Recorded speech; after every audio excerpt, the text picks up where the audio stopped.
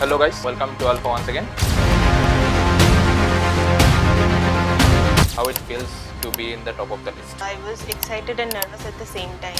So she was one of the student जो 9 पे 11 कर लिया था और 10 पे 12 कर लिया था. ये रिजल्ट देखने के बाद कैसा लगा? What the first thing that clicked on your mind? After the results came and I was like कि हाँ finally जो hard work किया था सारा fruitful गया. It was like कि हाँ मैं खुद को ही बोल रही थी कि हाँ हो जाएगा. Be calm, result आने के बाद हो जाएगा. फिजिक्स को स्ट्रॉन्ग करने के लिए क्या किया था और इन लोगों को क्या बोलना चाहोगे? बहुत सारे बच्चों का ऐसा भी प्रॉब्लम होता है ड्यूरिंग द जर्नी कि प्रोक्रेस्टिनेशन, आज कर लेंगे कल कर लेंगे. सो प्रोक्रेस्टिनेशन का जो चीज़ है उससे कैसे दूर रहे और उस चीज़ को कैसे बैलेंस करें? बहुत क्लियर थी मैं कि लाइक 6 आवर्स कोचिंग एंड बात का रेस्ट टाइम मैं लाइक स्टडी ही करूँ. किस चीज़ पे तुमने प्रैक्टिस मतलब फोकस किया था? क्वेश्चन प्रैक्टिस या फिर थ्योरी रिवीजन? मोस्टली मैंने Hello guys, welcome to Alpha once again, and I'm your favorite mentor. So today we are having a very special guest with us, Pritha Bhattacharya, who have secured expected 5th rank in the state in NEET 2025, and who has secured 550 marks in this toughest year as well. So getting 550 is huge, as you have seen the paper, and not only this much. She has also secured 98.6 percentile in JEE. Being a NEET aspirant, she has secured 98.6 percentile in JEE, which is more than many JEE topper. Not only this much, she has secured 96 in chemistry in board, and having 5 subject, top 5 subject only. She has secured 92% in board, and she is one of the oldest student of mine. From class 9. So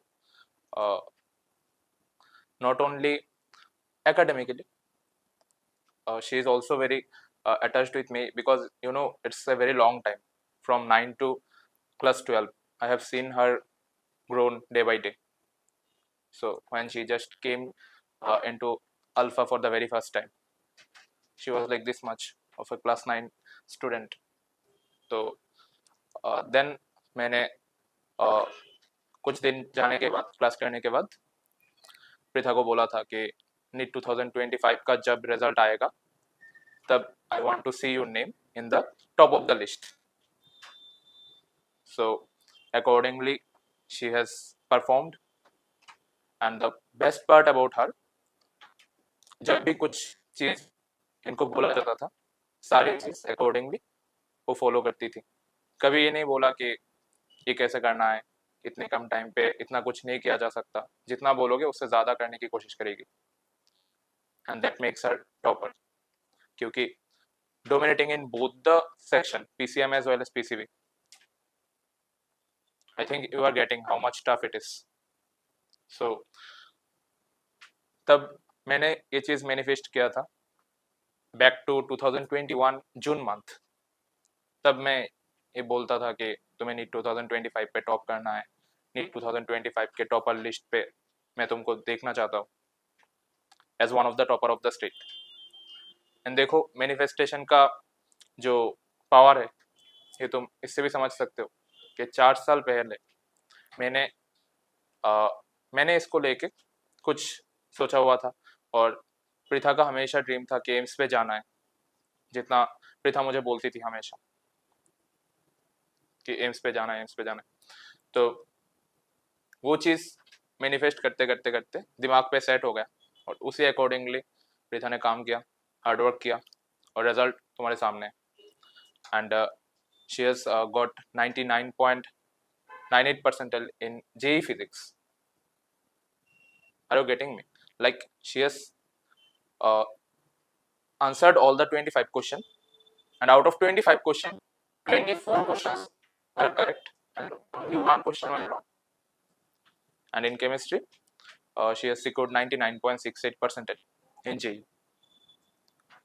So having a very strong grip in both physics as well as in chemistry, and she is one of the few students from this year who has secured 100 plus in both physics, chemistry, and 330 plus in biology.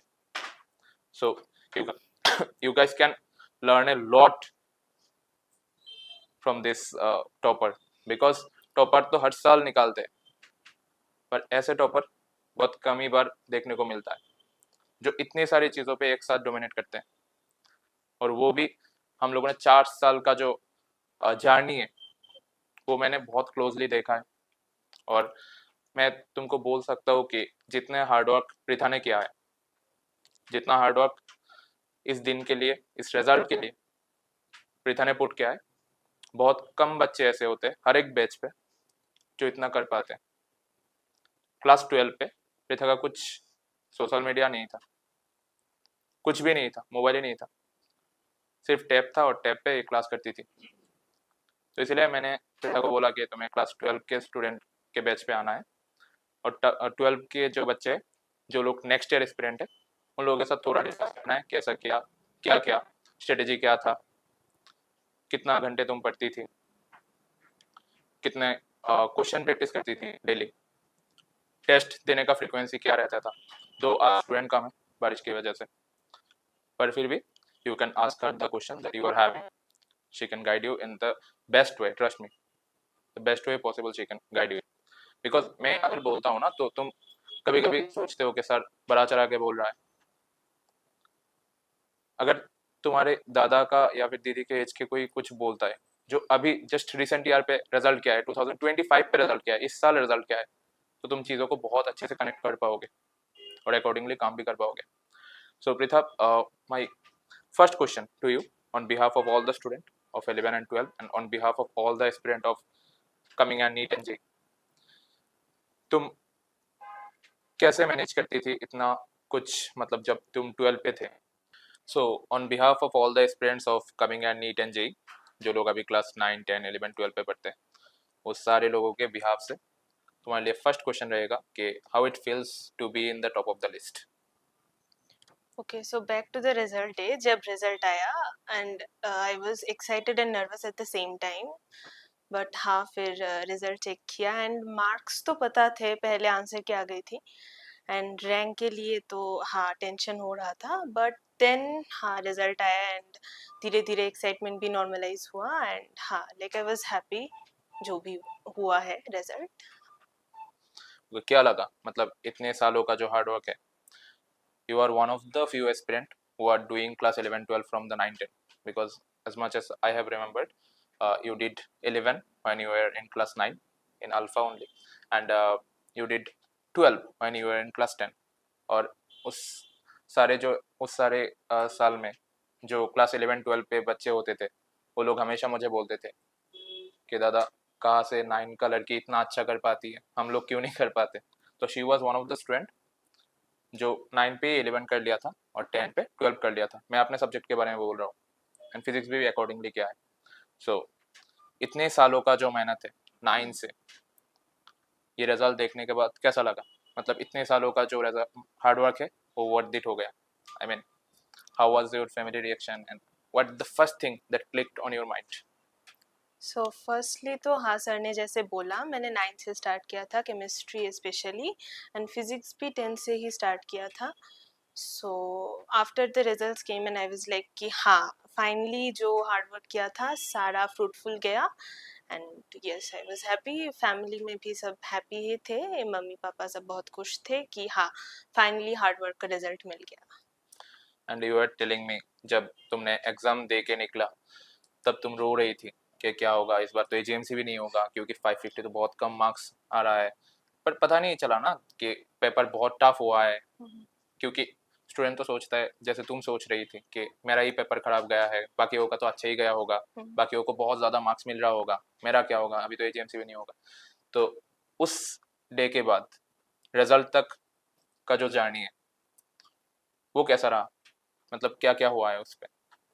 हाँ सो जब exams ख़त्म हुए and मैं like just hall से बाहर आई, तो मुझे लगा था कि सब ख़त्म, जो भी किया था हार्डवर्क सब गया पानी में, मुझे कुछ नहीं मिलेगा। But then with time teachers ने समझाया कि हाँ होगा, लाइक इस साल का पेपर ही ऐसा था कि कट ऑफ भी नीचे जाएगा, एंड देन धीरे धीरे रियलाइज़ हुआ कि हाँ हो जाएगा। और हाँ तो लाइक इट वाज लाइक कि हाँ मैं खुद को ही बोल रही थी कि हाँ हो जाएगा, बी काम, रिजल्ट आने के बाद हो जाएगा. So that was how I spend those days. Okay, अभी तुम जिन लोगों के साथ बात कर रहे हो वो बेसिकली क्लास 12 के बच्चे हैं, मतलब जो इन लोगों को अगले साल नीट 2026 या फिर IIT JEE 2026 देना है.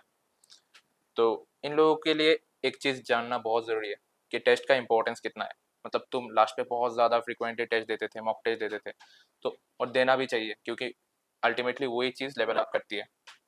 तो मॉक टेस्ट का क्या इंपॉर्टेंस रहा पूरा जर्नी पे, और टेस्ट का फ्रीक्वेंसी क्या रहनी चाहिए पूरे साल और लास्ट के महीनों पे स्पेशली. ओके, सो पूरे साल लाइक मेरा टेस्ट का स्केड्यूल ऐसा रहता था कि मैं मंथली टेस्ट देती थी एंड वीकली भी टेस्ट देती थी एंड कभी कभी फोर्टनाइटली भी टेस्ट होता था. And in the last month मैंने अप्रॉक्स लाइक रोज ही एक एक टेस्ट दिया था इन ऑफलाइन मोड.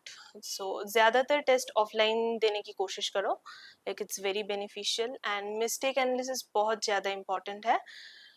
मैंने तो in fact like up to the last exam that I give the last mocks मैंने सबको बहुत अच्छे से एनालाइज किया था. सो या that was my strategy. Okay, and daily का स्केड्यूल क्या होता था, मतलब कितने आवर पढ़ना होता था, और ऐसा कुछ स्केड्यूल होता था कि आज ये करना है और ये सब खत्म करना है जैसे भी तैसे, और आज का जो टारगेट है वो इतने टाइम तक फिनिश करना है, ऐसा कुछ होता था या फिर फ्रिक्वेंटली करती थी? मुझे पता है पर इन लोगों को भी तो पता होना चाहिए क्योंकि since they are the next year aspirant. So it was like कि मैं कोचिंग जाती थी या लाइक जो भी ट्यूशंस होते थे एंड फिर आके जो भी पढ़ाया गया है वो मैं रिवीजन करती थी एंड अगर कुछ टेस्ट है तो उसके लिए भी पढ़ती थी. एंड ऐसा कुछ लाइक टाइम फिक्स नहीं था. जैसे कि 6 आवर्स कोचिंग हो गया एंड बाकी जितना टाइम मुझे मिलता था I I like to utilise that time like in covering all that has been taught in the classes. बस इतना ही था. And physics is one of the nightmare to all the PCB aspirant specially.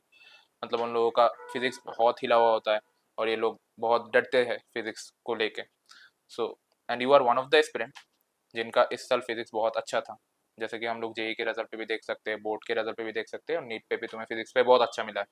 मतलब तो JEE advance से question आ गया फिर भी तुमने बहुत अच्छा किया उस हिसाब पे. सो फिजिक्स को स्ट्रॉन्ग करने के लिए क्या किया था और इन लोगों को क्या बोलना चाहोगे? फर्स्टली फिजिक्स तुम जिस भी टीचर के पास जाते हो उनके नोट्स थरोली पढ़ो एंड देन न्यूमेरिकल्स करो एंड अपने ऊपर कॉन्फिडेंस रखना बहुत ज़रूरी है कि हाँ लाइक मैं अगर 50 न्यूमेरिकल्स भी कर रही हूँ अगर उससे मुझे कॉन्फिडेंस आ रहा है देन दैट्स इनफ. तुम्हें सोचना भी नहीं है कि लाइक दूसरा जो एस्पिरेंट है वो कितना कर रहा है. Just focus on your self and हाँ हो जाएगा. लाइक फिजिक्स एक ऐसा सब्जेक्ट है कि तुम अगर पेशेंटली करोगे तो हो जाएगा. और इस साल का बायो पेपर भी बहुत लेंदी था, मतलब getting 330 plus in this paper is one of the huge thing that you have accomplished out of all the thing. So what about bio? मतलब इतना लेंदी पेपर होने के बाद भी तुम मुझे बोल रही थी कि 50 मिनट पे मैंने बायो कंप्लीट कर लिया था और मैंने सोचा था कि 1 घंटा मैं फिजिक्स को दूंगी और 1 घंटा केमिस्ट्री को, पर 50 मिनट पे बायो खत्म करना इतनी लेंदी पेपर को, वही एक बहुत बड़ी बात होती है. तो बायो को कैसे प्रिपेयर किया था और बायो को लेके क्या बोलोगे सबको? मतलब NCERT कवर करे या फिर NCERT के बाहर भी कुछ पढ़े और इतना लेंदी पेपर आ जाए तो कैसे बैलेंस करे सारी चीज? ओके, सो बायो का पेपर इस साल ऑनेस्टली लेंथी था बट एनसीईआरटी अगर अच्छे से किया हो लाइक जब मैं 11th-12th में थी तो मुझे लगता था कि जब जिन लोगों ने अच्छा स्कोर किया है वो लोग बोलते थे कि एनसीईआरटी इतनी अच्छे से पढ़ी होनी चाहिए कि before the exam when you open the book and you are like कि हाँ सब कुछ याद है. बट हाँ जब मैं गई थी एग्जाम देने आई रियलाइज्ड कि हाँ सब कुछ एक्चुअल में रटा हुआ है एंड तुम्हें भी ऐसे ही पढ़ना है कि ऐसे पढ़ो बायो को कि एग्जाम में जब क्वेश्चंस आए तो तुम्हें लाइक विजुअलाइज होने लगे कि ये कौन से पेज का था. सो ऐसे बायो को लाइक डाइसेक्ट करके पढ़ो तुम लोग. हाँ वही. और MCQ क्वेश्चन का डेली फ्रीक्वेंसी क्या होनी चाहिए? डेली प्रैक्टिस करनी चाहिए या फिर वीकली हम लोग करते हैं टेस्ट के थ्रू, मतलब टेस्ट देते प्रैक्टिस कर लेते, या फिर अगले जो टेस्ट आने वाला है उसी अकॉर्डिंगली प्रैक्टिस करें, या फिर डेली कुछ कुछ क्वेश्चंस को लेके प्रैक्टिस करना होता है, तुमने क्या किया था? मैंने तो डेली ही एक सेट ऑफ क्वेश्चंस प्रैक्टिस किया था in all the 3 subjects physics chemistry and bio. And हाँ, ये मेरे लिए एफिशिएंट था ये मेथड, सो मैंने इसको फॉलो किया था। और last but not the list, chemistry तुमने 9 से ही एडवांस कर लिया था, तो 11-12 पे तुम्हें करने के लिए बहुत ज़्यादा चीज़ तो नहीं था, वो चीज़ रिवाइज करना था और कुछ कुछ जो बैकलॉग हो गया है उसको कवर करना था और फ्रिक्वेंटली क्वेश्चन प्रैक्टिस करना है और टेस्ट देना था, बस इतना ही था। तो केमिस्ट्री को कैसे किया लास्ट मोमेंट पे? मतलब तुम्हारे लिए तो 11-12 भी लास्ट मोमेंट था क्योंकि 9-10 पे बहुत कुछ कवर हो गया था ऑलरेडी, 90% 80% तो कवर हो गया था। तो केमिस्ट्री को लेके क्या बोलोगे? केमिस्ट्री बहुत अच्छा हो जाए सबका। केमिस्ट्री में भी बायो की तरह एनसीईआरटी इम्पोर्टेंट है, एनसीईआरटी पढ़ो, स्पेशली ऑर्गेनिक और इनऑर्गेनिक का। और फिजिकल इज लाइक फिजिक्स, थोड़ा क्वेश्चंस कर लो एंड नोट्स पढ़ लो, हो जाएगा।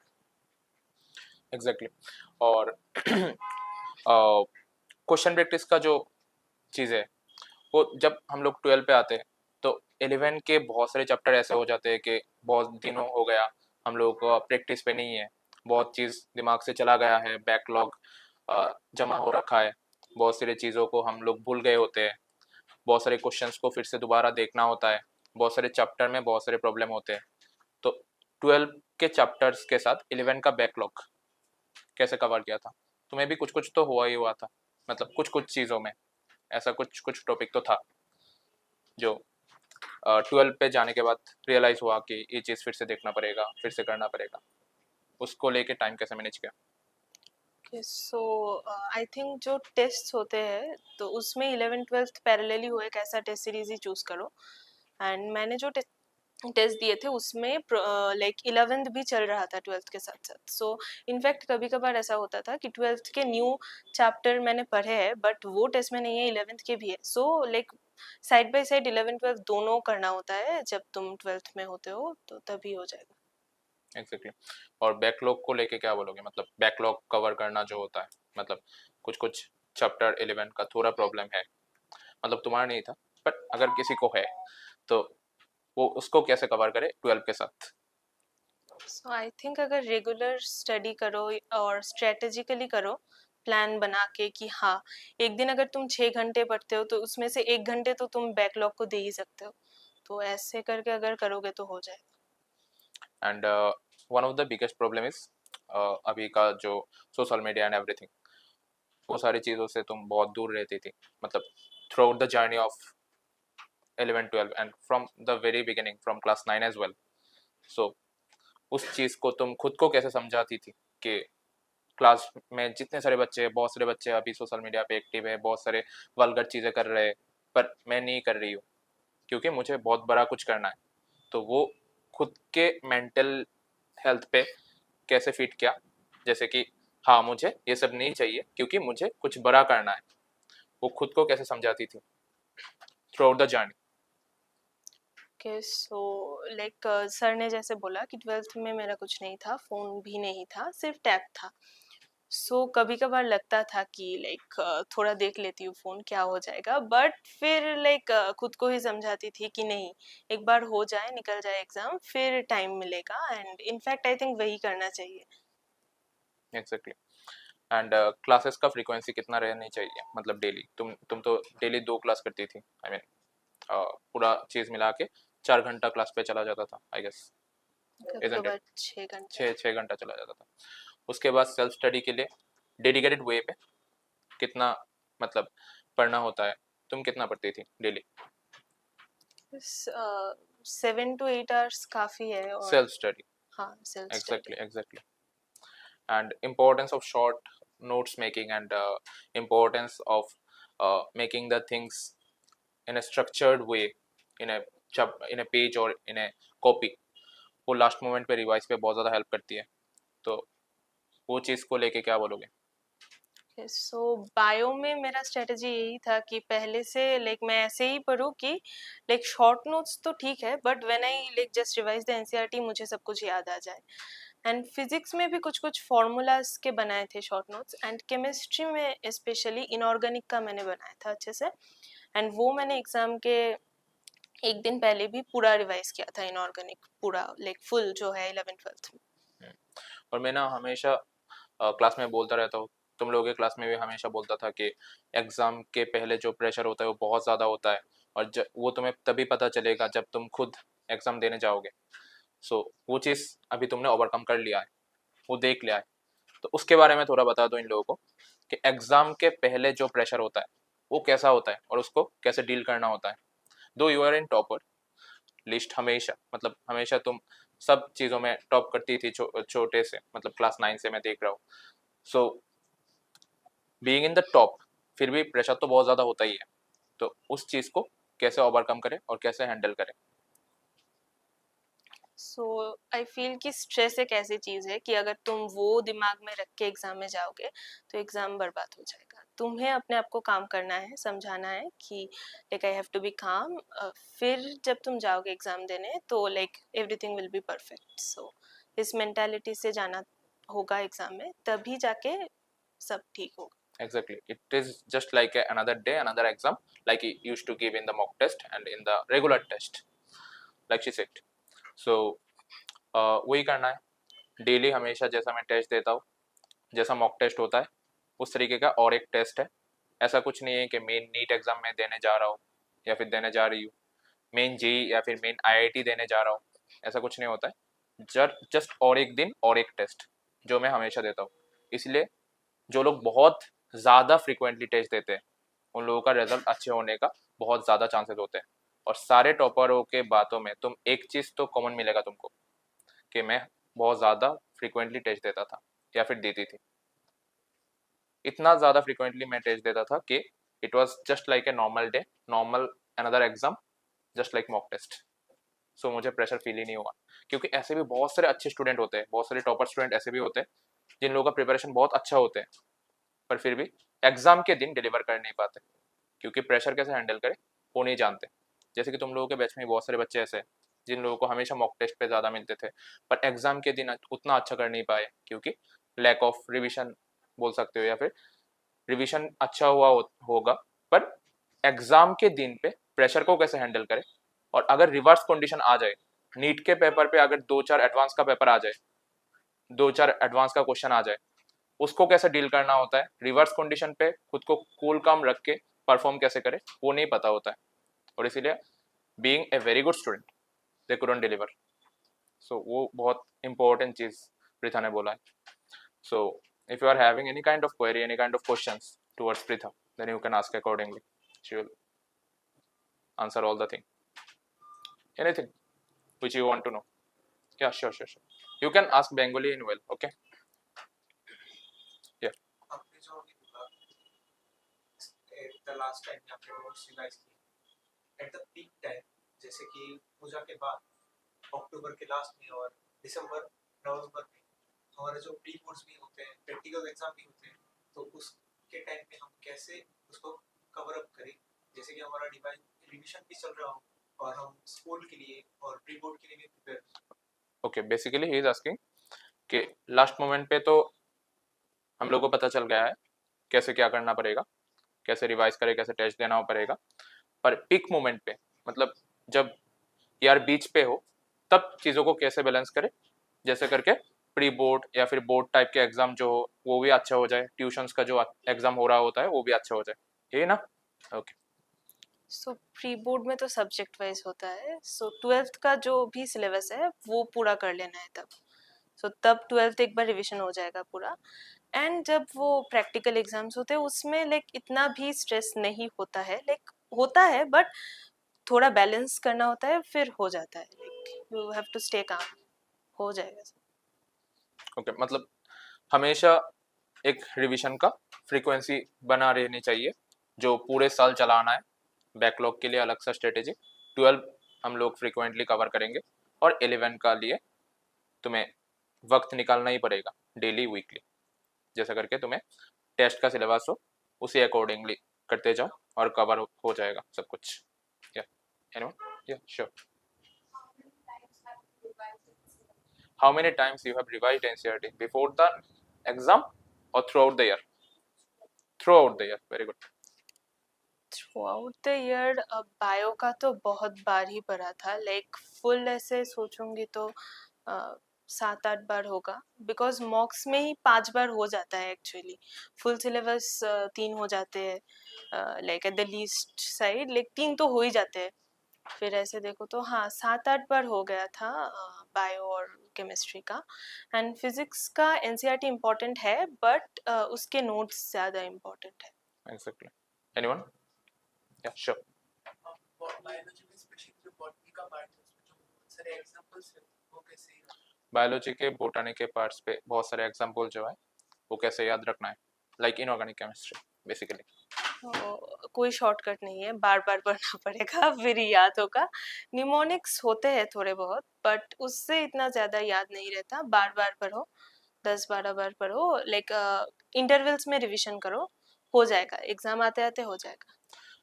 And you are one of the few students from this year who has secured very good percentile and very good marks in JEE and NEET in both the exam. So I'm asking you, JEE और NEET का level को लेके बहुत सारे confusion होते हैं बहुत सारे स्टूडेंट के माइंड पे, और तुम जब स्टूडेंट थी तुम्हें भी बहुत बार हुआ था, मतलब JEE का पेपर और NEET का पेपर सब लोग सोचते हैं अलग है, JEE का प्रिपरेशन का पैटर्न अलग होता है, NEET का प्रिपरेशन का पैटर्न अलग होता है, ऐसे बहुत सारे गार्जियन बहुत सारे स्टूडेंट सोचते रहते हैं। But you are one of the student who has secured almost 180 plus in JEE and 550 in NEET। मतलब तुमने फिजिक्स केमिस्ट्री को देके ही तुमने बहुत अच्छा स्कोर कर लिया था, मतलब JEE पे मैथ्स को छोड़ के ही। तो फिजिक्स केमिस्ट्री का लेवल के बारे में क्या बोलोगे? बहुत सारे स्टूडेंट को जिन लोगों का कन्फ्यूजन हो रखा है कि NEET का लेवल अलग होता है, JEE का लेवल अलग होता है, क्या करूँ या फिर बैलेंस कैसे करें? ओके, सो आई थिंक कि एक स्टैंडर्ड लेवल मेंटेन करो जिससे तुम्हारा मेंस, नीट एंड बोर्ड्स तीनों हो जाएगा। Exactly. मैंने कभी भी लाइक अलग करके ऐसा नहीं पढ़ा कि ये बोर्ड्स के लिए है या फिर ये नीट के लिए है। लाइक जो क्लासेस में बताया जाता है वही करो, एंड क्वेश्चंस करो कम्पिटिटिव एग्जाम्स के लिए एक्स्ट्रा। एंड मैंने इनफैक्ट कभी भी लाइक बोर्ड्स के लिए जो सब्जेक्टिव लाइक टाइप क्वेश्चंस होते हैं 5 मार्क के एंड बड़े बड़े क्वेश्चंस, वो भी मैंने कभी लाइक एज सच प्रैक्टिस नहीं किया था। बिकॉज हाँ, तुम्हें अगर कंसेप्ट पता होता है तो तुम लिख आराम से दोगे जाके। लिख हाँ। सकोगे। ऐसे भी बहुत सारे स्टूडेंट होते हैं जिन लोग सोचते हैं कि बोर्ड के लिए मैं सेपरेट ट्यूशन रख लूँ बोर्ड के लिए कुछ सेपरेट कर लूँ, एंट्रेंस का टीचर ये है, बोर्ड का टीचर ये है। ये बहुत कन्फ्यूजन होता है स्पेशली 11 के स्टूडेंट के अंदर। मतलब जो लोग अभी अभी सिर्फ रिसेंटली 11 आए हुए हैं वो लोग सोच रहे हैं कि एंट्रेंस के लिए मैं इन सर के पास जाऊंगा, बोर्ड के लिए इन सर के पास जाऊंगा जो बहुत बड़ी एक बकवास है। सो उसको लेके थोड़ा क्लेरिफाई कर दो कि बोर्ड एंड एंट्रेंस सेपरेट कुछ नहीं होता, सिर्फ कॉन्सेप्ट जनरेट करना होता है। अगर मेरे अंदर कॉन्सेप्चुअल डेप्थ है तो मैं सारे एग्जाम पे अच्छा कर लूंगी। हाँ, दैट्स ट्रू, ऐसा ही होता है कि लाइक तुम्हें सिर्फ कॉन्सेप्ट पता होना चाहिए एंड फिर तुम सब कर लोगे, मैनेज कर लोगे। Exactly. Anyone having any other question? Yeah, sure. Which book did you use for question practice? The best book is definitely the module of the institute that you are studying, and accept that. Accept that. Biology में तो जो NCERT exemplar होता है वो, and NCERT word to word एक book होता है वो, एंड बाकी जो कोचिंग के मॉड्यूल्स होते हैं that's enough I guess. Physics CP Singh and again coaching के मॉड्यूल्स। And chemistry, ये भी बोल दो। केमिस्ट्री भी कोचिंग के मॉड्यूल्स, एंड मैंने बहुत सारे बुक्स लिए थे जो like organic, physical and inorganic separately है, but at the end NCERT से ही आएगा। एनसीईआरटी ही Exactly. पढ़ो अच्छे से, and side by side coaching के She modules. was very clear in her mind कि मुझे नीट बहुत अच्छे रैंक के साथ क्लियर करना है ताकि मुझे एम्स मिल जाए। इसने ऐसा कुछ नहीं किया कि अभी नीट का हो गया तो एडवांस कर लेते हैं, मेंस का हो गया तो नीट कर लेते हैं, ऐसा कुछ नहीं होता है। नीट और मेंस का लेवल एक जैसा होता है। तो you should be clear enough in your mind कि मुझे करना क्या है, मैं कहाँ जाना चाहता हूँ और इसके लिए मुझे क्या क्या करना पड़ेगा। बहुत सारे स्टूडेंट ऐसे होते हैं कि जिन लोगों को पता ही नहीं है क्या करना है। एक बार सोचते हैं ऐसा कर लिया तो इसके बाद ये करेंगे, ऐसा नहीं हुआ तो फिर ये कर लेंगे। तो दैट्स वाई ये चीज़ बहुत इंपॉर्टेंट है कि तुम अपने दिमाग पे क्लियर रखो कि तुम्हें क्या चाहिए और उसी अकॉर्डिंगली डिसाइड करो क्या क्या करना पड़ेगा, इजंट इट? मतलब खुद के दिमाग पे तो ये क्लियर होनी चाहिए ना कि मुझे क्या क्या करना है, क्या एग्जैक्टली मुझे चाहिए. So anyone having any other question? या sure. How much crucial are PYQs for How one much crucial? achieving good rank in any of the competitive exams? Okay. How much crucial are PYQs practicing for achieving any uh, good marks or good ranks in competitive exams? इस बार जो NEET का paper हुआ है उससे तो like PYQs practice किए थे मैंने, बट ये एक्सपेक्ट मत करो कि पीवाईक्यूज डायरेक्टली आएंगे. पीवाईक्यूज हाँ कॉन्सेप्ट के लिए अच्छा है, प्रैक्टिस के लिए अच्छा है, बट हाँ ऐसा भी बिलीव नहीं करना चाहिए कि उसी के लेवल के आएंगे, because NEET 2025 was exception. Exceptions, exactly. और कुछ भी अगर दिमाग पे आ रहा है. Trust me, she is one of the topper who has secured many things in just 1 year being a fresher. So you are getting advantages of asking direct question to her and knowing the thing from her directly. So it's a huge thing. जब तुम खुद exam दोगे तब पता चलेगा कि PCM PCB सारे exam पे बहुत अच्छा करना कितना टफ होता है, और चीज़ों को बैलेंस करना, एग्जाम के प्रेशर को हैंडल करना, being a fresher student. So it's very big thing, and it's a very special interactive session for me because she is one of the uh, first student of Alpha. जब 2021 पे alpha हुआ था तब से Preetha is one of the student. So it's a very special interactive session for me as well because इन लोगों के batch से ही मैंने क्लास 9 पढ़ाना शुरू किया था, और क्लास 9 पे मेरे जितने सारे स्टूडेंट थे बहुत कम ही स्टूडेंट थे.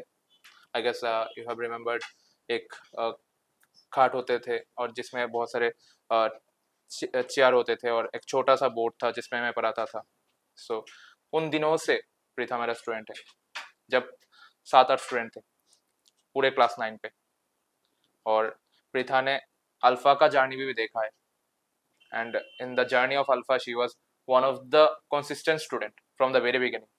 So this day and her result is also very personal and special for me as well because it was one of my dream to see her in the rank list, in the top rank list of the state and dominating in the rank list of NEET 2025 that I have manifested long 4 years back in the June-July month of 2021. And I always used to tell her कि मुझे देखना है ये सब चीज़ें कि तुम dominate कर रहे हो, और ये सच निकला. And it's like dream come reality for me and for her family and for her as well.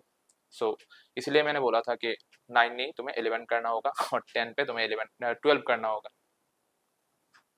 And she was like इससे पहले 9 पे प्रीथा जिस ट्यूशन पे जाती थी उस पर थोड़ा प्रॉब्लम हो रहा था, तो इसीलिए प्रीथा स्विच करके 9 पे 2-3 महीने बाद अल्फा पे आई थी. फिर प्रीथा को केमिस्ट्री को लेके थोड़ा वो था कि समझ आएगा कि नहीं, पर फिर जब प्रीथा 11 पे बैच पे आने लगी तो it was so smooth and she was doing so good. So and all the credit goes to her hard work only. Preetha जिस भी ट्यूशन जिस भी टीचर के पास पढ़ती फिर भी इतना रिजल्ट कर ली थी, क्योंकि it's all about her hard work, it's all about her consistency. अगर कोई टीचर ऐसा बोलता है कि मैंने पढ़ाया इसीलिए रिजल्ट कर लिया, ऐसा बिल्कुल भी नहीं है, क्योंकि तुम कैसा रिजल्ट करते हो वो 90% तुम्हारे ऊपर है, 10% एक्सटर्नल सर्कमस्टेंसेस एंड तुम्हारे टीचर के ऊपर है. जिसको करना होता है वो कर लेता है. So any other question? You can ask her anything. या श्योर. आप नीट एक्सपीरियंस स्पेशली आपने मेंस भी दिया है जिसमें आपको 98.6 आया, तो उस समय आपने मैथ के लिए क्या किया? मैथ के लिए क्या किया था? मैथ मैंने एक भी क्वेश्चन अटेम्प्ट नहीं किया था. Math like NEET was my main focus, so math मैंने किया ही नहीं था कुछ. मैंने मैथ दिया भी नहीं था मेंस में, एंड ऐसे ही 180 प्लस आ गए फिजिक्स और केमिस्ट्री मिला के. एग्जैक्टली फिजिक्स केमिस्ट्री मिला के 200 पे 180 प्लस प्रीथा को मिल गया था. And are you getting how much big score is this? 2 subject पे ही इसने 180 स्कोर कर लिया था। अब सोचो मैथ्स अगर दे देती तो क्या हो जाता, इस बार जेई का टॉपर बन जाती। Being an NEET aspirant. Okay. And Preetha ने सिर्फ बोर्ड के लिए नीट मैथ किया था, क्योंकि बोर्ड पे तो 5 ही सब्जेक्ट था, इजंट इट? या और कुछ? You can ask her directly. या श्योर।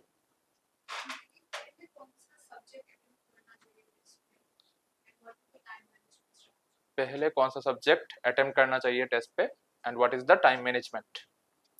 सो मैंने बायो किया था, my sequence was bio then physics and then chemistry, and bio में like 45 minutes to 50 and the rest time equally physics और केमिस्ट्री में दे दो, और अगर केमिस्ट्री लाइक थोड़ा ठीक हो तो फिजिक्स में ज़्यादा टाइम देने की कोशिश करो। एग्जैक्टली, अगर केमिस्ट्री पेपर इजी निकलता है तो फिजिक्स पे ज्यादा टाइम दे दो। और एनी अदर क्वेश्चन? और बहुत सारे बच्चों का ऐसा भी प्रॉब्लम होता है ड्यूरिंग द जर्नी कि प्रोक्रेस्टिनेशन, आज कर लेंगे, कल कर लेंगे। सो जर्नी पे ऐसा होता ही रहता है, क्योंकि बहुत ज़्यादा प्रेशर हो जाता है। एक टाइम ऐसा भी होता है कि 12 के बीच पे तुम आ गए और बहुत ज़्यादा प्रेशर हो रखा है कि ट्यूशन का एग्ज़ाम भी है, स्कूल एग्ज़ाम भी है, बोर्ड के लिए भी पढ़ना होता है थोड़ा बहुत, और चीज़ें बहुत कंफ्यूज होने लगते हैं कि 11 बैकलॉग भी कवर करना होता है, एमसीक्यू भी करना होता है, 12 की न्यू चीज़ें भी करना होता है। सो प्रोक्रेस्टिनेशन का जो चीज़ है उससे कैसे दूर रहे और उस चीज़ को कैसे बैलेंस करें, तुमने कैसे किया था? सो इट वाज लाइक कि बहुत क्लियर थी मैं कि लाइक 6 आवर्स कोचिंग एंड बात का रेस्ट टाइम मैं लाइक स्टडी ही करूँगी, एंड उसमें अगर तुम प्लान करके करो ना तो हो जाएगा सब। Like you have to be very strategic कि टाइम को कैसे यूटिलाइज करना है, एंड ये तुम्हें करना ही है।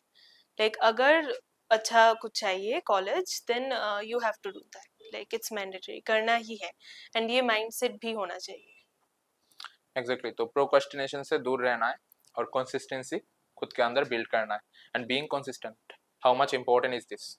मतलब ऐसा ना हो कि एक दिन मैंने 10 घंटा पढ़ लिया और फिर मैं 2 दिन सोच रहा हूँ 10 घंटा तो पढ़ लिया, अभी थोड़ा रेस्ट कर लेते, 2-3 दिन 2-3 घंटा करके पढ़ा, तो वो चीज़ करोगे तो रिजल्ट ऑटोमेटिकली डाउन हो जाता है और तुम कुछ बड़ा एक्सपेक्ट नहीं कर सकते हो। तो you have to be consistent enough, daily 8-9 घंटा अगर मैं पढ़ता हूँ तो पढ़ना ही पड़ेगा। सो इसके लिए अगर मुझे कुछ सेक्रीफाइस करना पड़े वो भी मैं कर दूंगा या फिर कर दूंगी। Family occasion sacrifice, birthday party sacrifice, शादी ब्याह सेक्रीफाइस, खुद का नहीं दूसरे का भी। सो सब कुछ सेक्रीफाइस करना पड़ेगा। सो हाउ मच इम्पोर्टेंट कि कंसिस्टेंट रहना और चीज़ों को सेक्रीफाइस करते जाना for this very day. Consistency तो बहुत ज़्यादा इम्पोर्टेंट है। लाइक सारे क्लासेस करो अच्छे से, नोट्स बनाओ, घर जाके पढ़ो, एंड ये साइकिल से बाहर मत निकलो। लाइक आओ कोचिंग पढ़ो, घर जाओ रिवाइज करो, टेस्ट दो, फिर repeat, like repeat this thing. और अगर ज़्यादा ही मोनोटोनस हो जाए तो कुछ एक हॉबी कर लो हाफ एन आवर के लिए, दैट्स एनफ। इससे ज़्यादा इंटरटेनमेंट नहीं चाहिए अभी। लाइक ऐसा ही रूटीन रखो, हो जाए। एग्जैक्टली। सो ये चीज़ें ना हमेशा मैं तुम लोगों को बोलता रहता हूँ, ये लोग जब क्लास पे थे ये लोगों को भी बोलता रहता था। कुछ बच्चे सुनते हैं, कुछ बच्चे नहीं सुनते। जो बच्चे सुनते हैं रिजल्ट तुम्हारे सामने, और जो नहीं सुनते उन लोगों का भी रिजल्ट सामने, पर इन लोगों को देख नहीं पा रहे हो। सो मैं चाहता हूँ कि मैं जो चीज़ें हमेशा बोलता रहता हूँ वो तुम किसी अचीवर से सुनो जो रिसेंटली बहुत कुछ अचीव किया है, और what a better way to know the thing from the topper of both NEET 2025 as well as in JEE 2025। So और कुछ सवाल जो भी मन पे आ रहा है? हाँ सोना, ये तो मतलब इन लोगों ने पूछा ही नहीं कि कितने घंटा नींद लेना प्रेफरेबल है और तुम क्या करती थी उस चीज़ को बैलेंस करने में, क्योंकि बहुत सारे बच्चे ऐसे भी होते हैं जो लोग सोते रहते हैं पूरे दिन। सो उसको कैसे बैलेंस करें? 6 to 8 आवर्स ठीक है, उससे ज़्यादा नहीं चाहिए। एग्जैक्टली, 8 आवर्स भी बहुत ज़्यादा है। So she is out of gratitude, she is telling 8 hours, but you have to keep this thing within 6.5 hours, उससे ज़्यादा नहीं होना चाहिए। ऐसा नहीं है कि मैंने तो 8-9 घंटा पढ़ रहा हूँ दिन पे तो 7 घंटा सो जाता हूँ, 7 घंटा सोने पे क्या ही होगा? Out of gratitude she is talking कि 8 घंटा सोओगे तो भी फिर कोई प्रॉब्लम नहीं है, पर that should not be cross 6.5 hours, because अगर ऐसा कुछ मैं कर लेता हूँ कि डेली तो मैं 8-9 घंटा पढ़ रहा हूँ, खुद के सेल्फ स्टडी के लिए मैं 8-9 घंटा दे रहा हूँ या फिर दे रही हूँ, फिर 7-8 घंटा सो जाऊंगा या फिर सो जाऊंगी तो क्या ही प्रॉब्लम हो जाएगा। तो उससे प्रॉब्लम क्या होगा, पूरे दिन तुम्हारी जो बॉडी एफिशिएंसी है वो कम हो जाता है, तुम पूरे दिन सारे जो प्रोसेस है वो स्लो हो जाता है, तुम धीरे धीरे काम करने लगते हो। तो इसलिए ज़्यादा सोना नहीं है, बहुत कम भी नहीं सोना, बहुत ज़्यादा भी नहीं सोना है। तो इसको हम लोग इग्नोर कर देते, पर ये भी एक बहुत इंपॉर्टेंट टॉपिक है और बहुत इंपॉर्टेंट सवाल है। तुमने नहीं पूछा इसलिए मैंने पूछ लिया। ओके, और कुछ सवाल? Okay, one more question from the aspirant, future aspirant. अगर टेस्ट सीरीज का मार्क्स स्टेगनेंट हो जाए, मतलब एक लेवल से बढ़ नहीं रहा है, जो तुम्हारे साथ भी एक मोमेंट पे हुआ था, बहुत सारे स्टूडेंट, मतलब हर एक स्टूडेंट के साथ होता है, सो उसको कैसे हैंडल करें? मतलब तब तो डिप्रेशन आ जाता है कि मार्क्स बढ़ ही नहीं रहा है और मैं क्या करूं, फिर भी कुछ नहीं हो रहा है, तो उसको कैसे हैंडल करें? फर्स्टली डिप्रेस तो बिल्कुल भी नहीं होना है, लाइक सिर्फ मिस्टेक एनालिसिस करो एंड ये याद रखना है हर एक मॉक्स के बाद कि ये फाइनल एग्जाम नहीं है तुम्हारा। जो नीट है तुम्हारा, तुम लोगों के लिए नीट 2026, सो वो अभी बाकी है। So you have to just do the mistake analysis and अगर हो तो एक कॉपी भी बना लो, उसमें बार बार लिखो कि हाँ ये गलती। एंड आई थिंक कि अगर कम भी आए तो तुम्हें ये सोच के खुश होना चाहिए कि हाँ ये गलतियां मुझे फाइनल एग्जाम में हो सकती थी बट ये मॉक्स में हो गया, सो इन दैट सेंस तुम बच गए। सो ज्यादा से ज्यादा मॉक्स दो एंड एनालाइज करो। Exactly. And she's also getting many GMC from North India as well as from South as well. So getting all the things, वो भी एक बहुत बड़ी चीज़ होती है कि तुम्हें चॉइस मिल रहा है, स्पेशली वो भी मेडिकल पे, कि तुम कौन सी कॉलेज पे जाओगे। वो बहुत कम बच्चों को मिलता है, जो लोग AIQ पे भी पार्टिसिपेट करते हैं उनमें से बहुत सारे कम बच्चों को ही ये चांस मिलता है कि एक ऐसा मार्क्स आ जाए कि मुझे बहुत सारे कॉलेज आ रहा होगा, मुझे पता है, और उससे मैं सिलेक्ट कर सकता हूँ या फिर सिलेक्ट कर सकती हूँ। सो any questions regarding the exam pressure and exam handling and about the thing that she is facing right after selections? दो, पहले तो सिलेक्शन होना ही बहुत बड़ी बात होती है पहले तो उसके बारे में सोचना चाहिए, फिर तो सब कुछ ऐसे ही हो जाता है।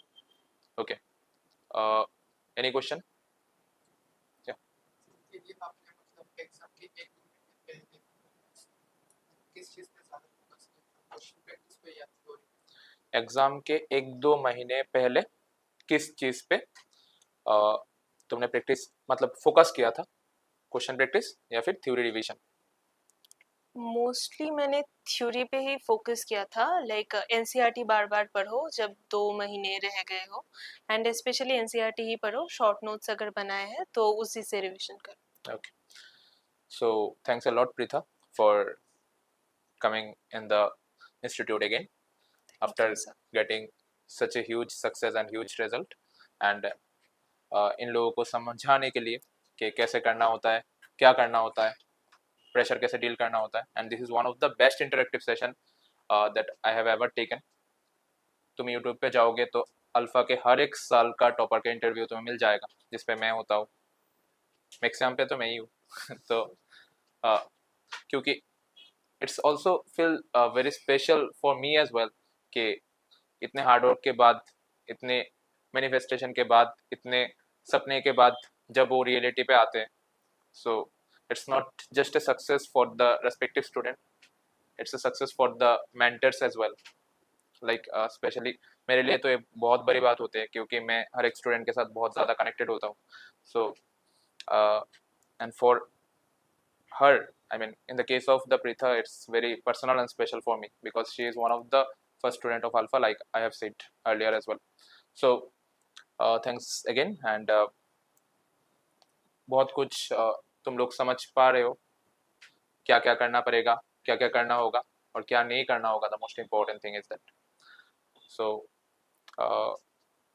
I would expect a huge round of applause again for Pritha.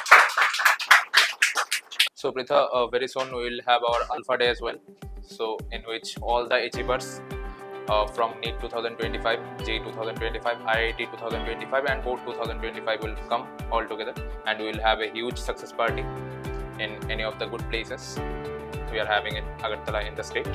So you are already invited because you are the first student of Alpha, and that's why you are invited in the first in the very first thing I am doing. So तुम्हें सबसे पहले invitation मिल रहा है, तो उस पे आना है और बहुत मज़ा करना है, क्योंकि इतने सालों का जो हार्ड वर्क है वो फाइनली रंग लाई है, और this is a very small thing for you, and इस पे हम लोग और ज़्यादा सेलिब्रेट करेंगे, ठीक है? तो thanks again, and hope you guys have loved it. Thanks.